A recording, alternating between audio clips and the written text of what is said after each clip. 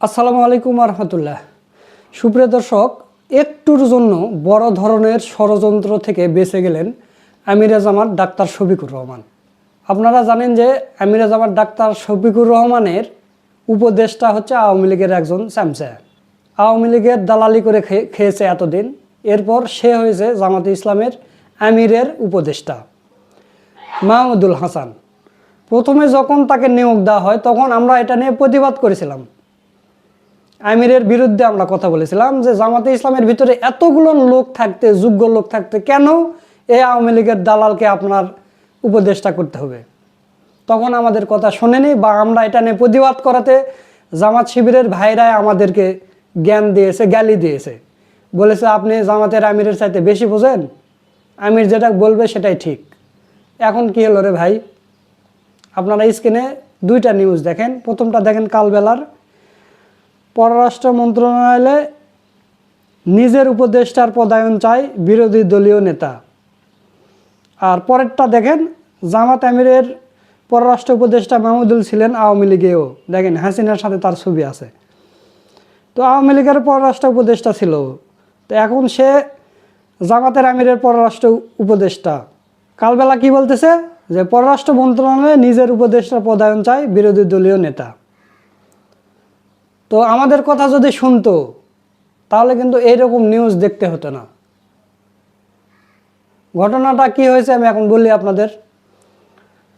আপনারা জানেন যে জামাত শিবিরের সিলেবাসে একজন বেশি দিন একটা পদে থাকতে পারে না। সর্বোচ্চ নেতা তাকে 1 বছর পর পর ভোটের মাধ্যমে তাকে আমির হতে হয় অথবা চলে যেতে হয়।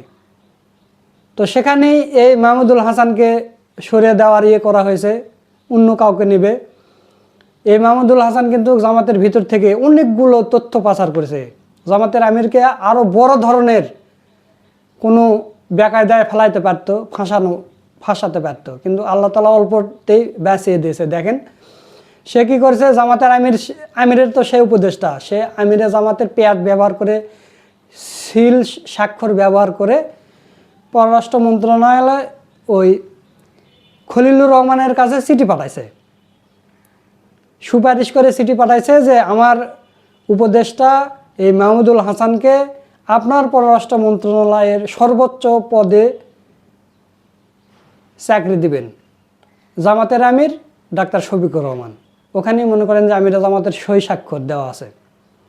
তো এই চিঠি যখন চলে গেছে খলিলুলের কাছে, তখন খলিলুর রহমান তো একটা ইস্যু পেয়ে গেছে, আর জামাতের আমিরের বিরুদ্ধে কিছু পাওয়া গেছে, আমার কাছে সুপারিশ চাই তার উপদেষ্টার জন্য।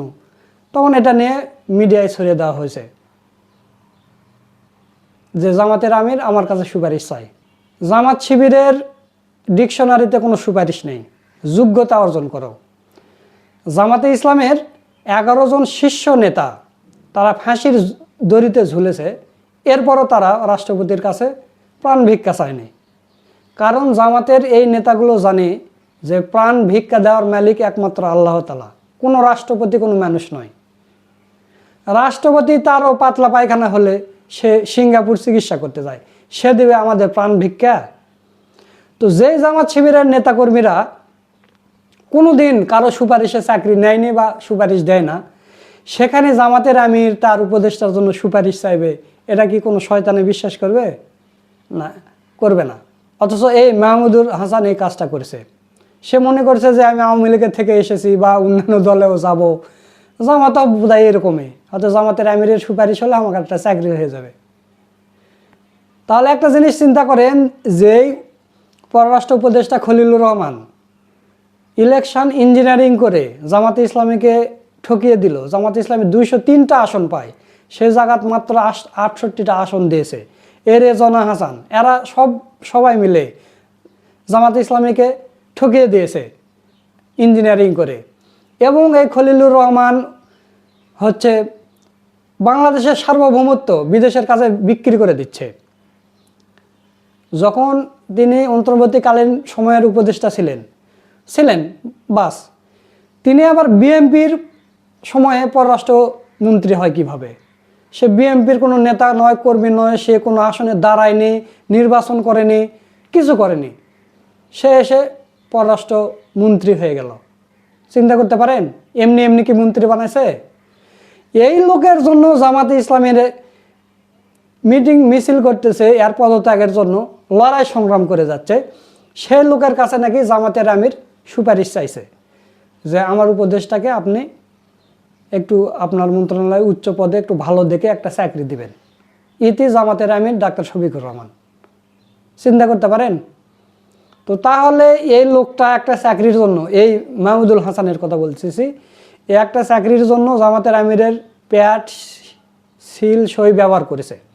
না জানি এই 1.5 বছরে আরো কত কি করেছে,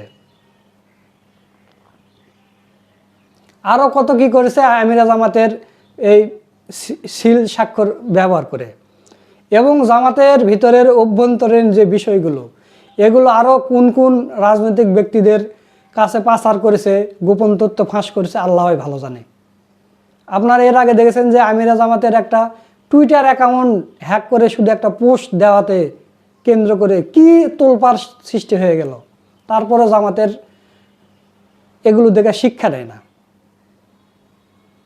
যখন সর্বপ্রথম একে নিয়োগ দেওয়া হয়, সর্বপ্রথম আমি, তারপরে বাংলা কথনের রক্তিম ভাই, সোলাইমান ভাই, আমরা সবাই তীব্র সমালোচনা করছি।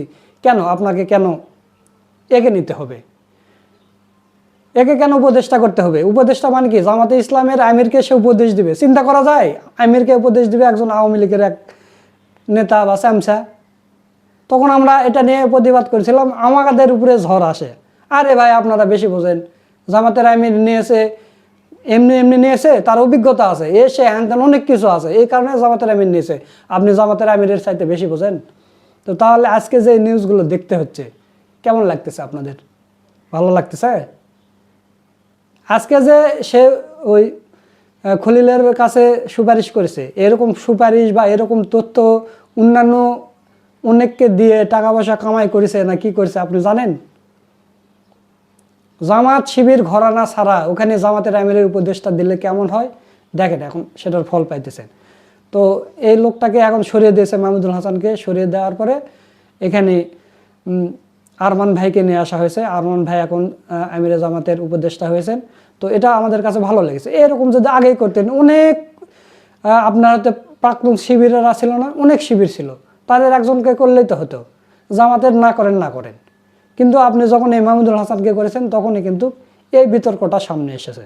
তো প্রিয় দর্শক, আপনারা বুঝতেই পারতেছেন যে কি ঘটনাটা ঘটে গেল। তো জামাতে ইসলাম এই সঙ্গে সঙ্গে এই পদক্ষেপ নেওয়াতে ভালো হয়েছে। জামাতে ইসলামের সেক্রেটারি জেনারেল অধ্যাপক মিয়া গোলাম পরার সঙ্গে সঙ্গে একটা প্রেস রিলিজ দিয়ে আছে, দেওয়ার পরে কিন্তু এটা থেমে গেছে। তাছাড়া অনেকগুলো গণমাধ্যম এটা নিয়ে নিউজ করেছিল, গতকালকের নিউজ এটা। তো সময়ের সংক্ষেপে আমি ভিডিওটা দিতে পারিনি, তো আজকে দিলাম। তো সব মিলে আজকের ভিডিওটা আপনাদের কাছে কেমন লেগেছে তা অবশ্যই কমেন্ট করে জানিয়ে দেবেন। আর ভিডিওটা ভালো লাগলে শেয়ার করবেন। সকলকে ধন্যবাদ। আসসালামু আলাইকুম ওয়া রাহমাতুল্লাহ।